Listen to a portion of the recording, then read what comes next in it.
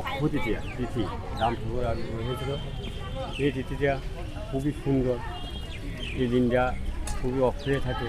যে দান করে, যে যেভাবে দান করে সেটিও অক্ষয় থাকে। কিন্তু তাই এই জন্য হালকাটা এবং ব্রাহ্মণরা অক্ষয় তৃতীয়ার দিন যাত্রাটা অক্ষয় থাকে, মানে দিকটা অক্ষয় থাকে।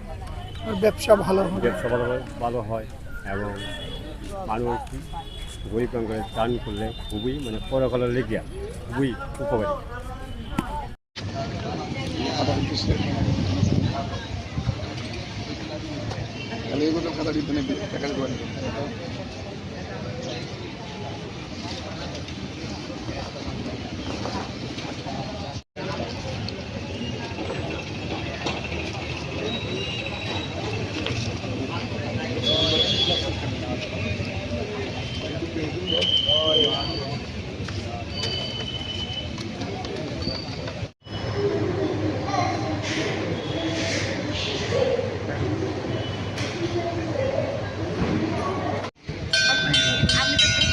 তার মনে যদি কষ্ট হয় যদি আমার ফুলের